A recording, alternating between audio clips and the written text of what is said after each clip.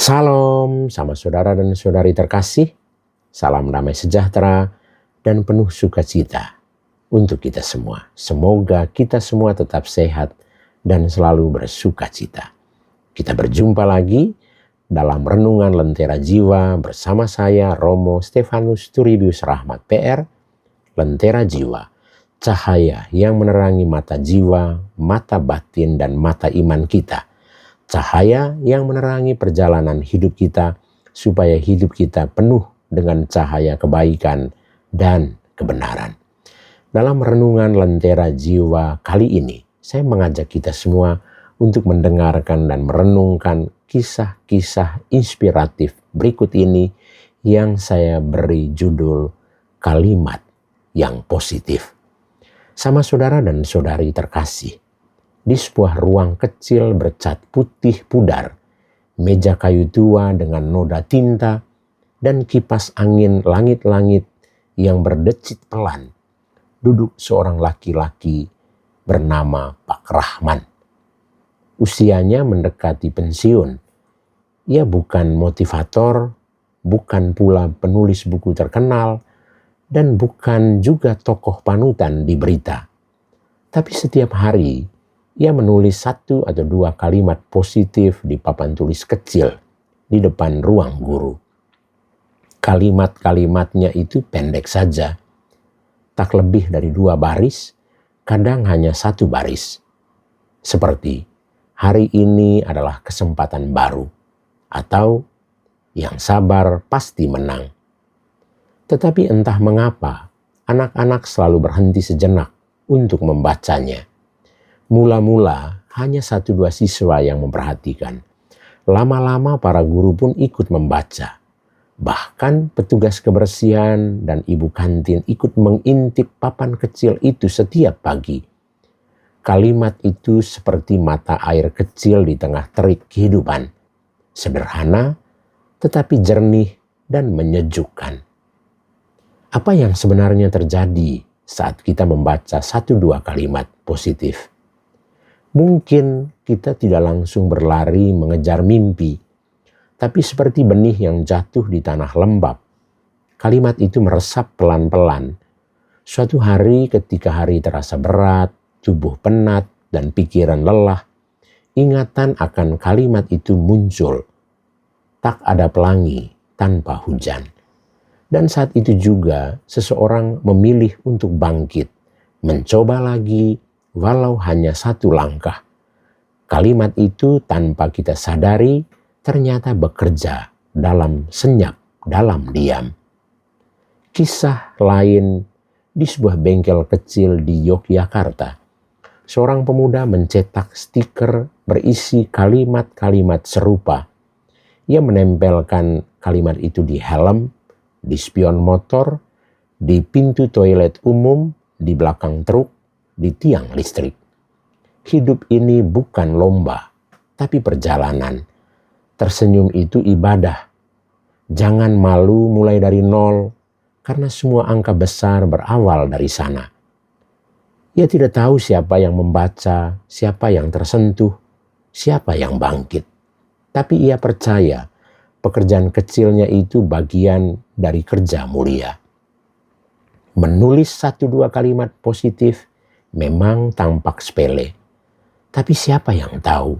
Mungkin itu satu-satunya pelita bagi seseorang yang nyaris menyerah kalah pada hari itu.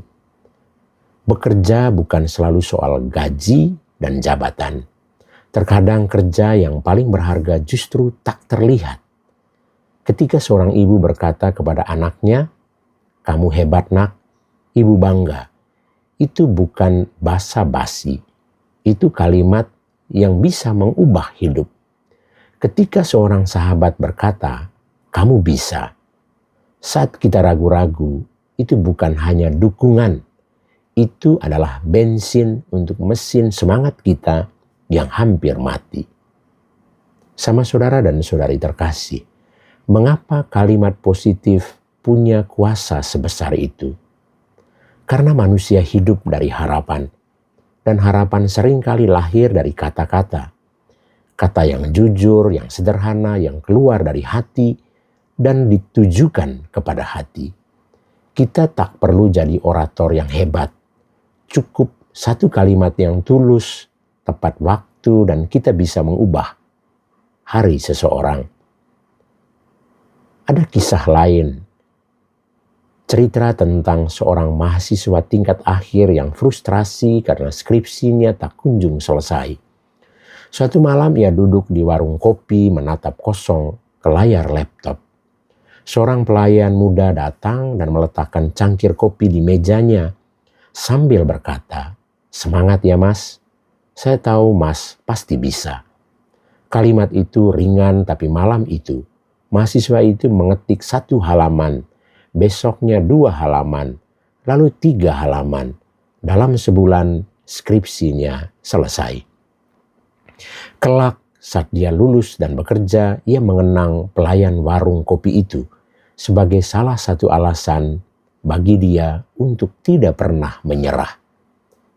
Kadang kita terlalu meremehkan kekuatan dari hal-hal yang kecil, yang sederhana.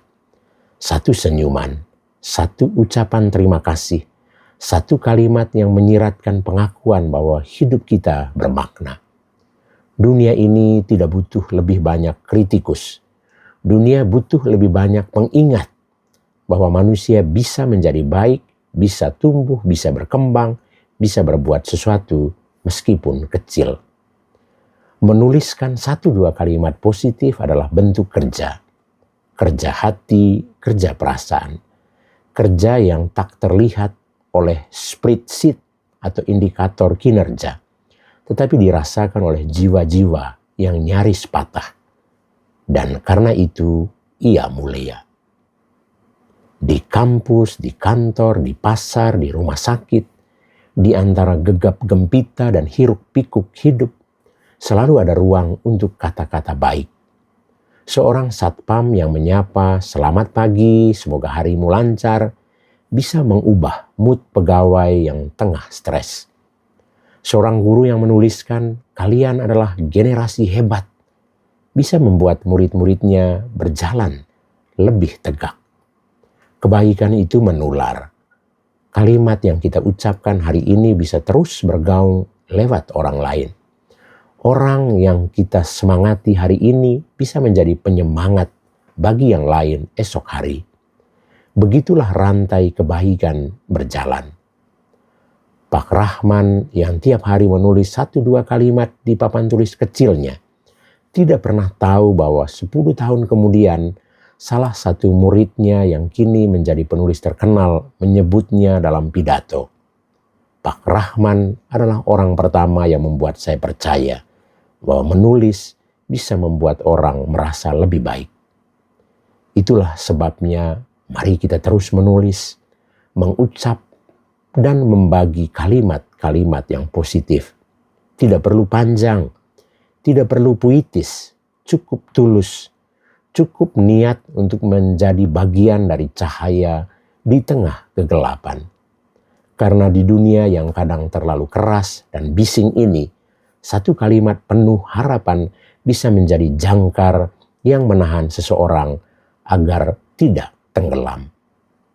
Dan siapa tahu dari 1 kalimat yang kita tulis tumbuh sebuah cerita, sebuah perubahan, sebuah dunia baru. Tuhan memberkati kita.